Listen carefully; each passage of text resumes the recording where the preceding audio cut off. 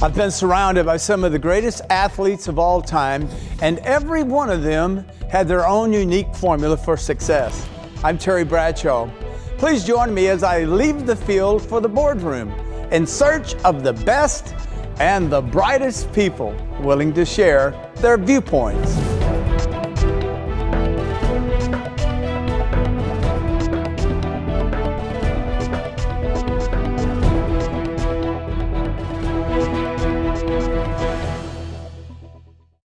From breakthroughs in medical research to the latest in life-saving procedures, new medical advancements are emerging all the time. Join me as we take a closer look. The gluten-free diet is essential for more than 3 million Americans combating celiac disease, a full-blown intestinal reaction to gluten, a protein found in wheat, barley, rye, and oats. But it's not just those with celiac disease who are going gluten-free. Some researchers say there's a broader gluten sensitivity epidemic involving hundreds of millions of people worldwide, with celiac disease representing only 1% of the entire gluten-related health problem. Dr. Kenneth Fine is a medical researcher, board certified in internal medicine and gastroenterology.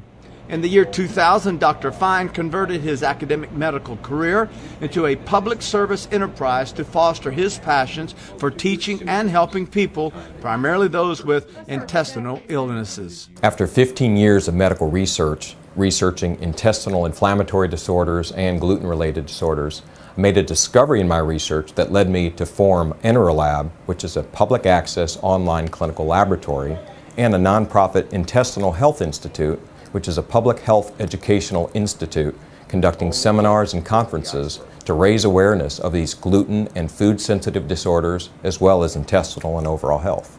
There are many different ways gluten sensitivity affects people or presents clinically. Dr. Fine says most of the affected individuals are unaware that such reactions are from gluten because up until now, there had been no sensitive tests capable of diagnosis. The traditional tests used for screening for celiac disease and for gluten sensitivity have been blood tests. The problem with these tests are that they're very insensitive, which means that they're not positive often. The reason why they're not positive often is because you either have to have the disorder a very long period of time, or you have to have associated intestinal damage, which most people today don't have. The stool test, which goes inside the intestine to find these antibodies, is not subject to these limitations and is 5 to 7 times more sensitive in finding these disorders, so that the stool test has become favorable over blood tests because of its greater sensitivity.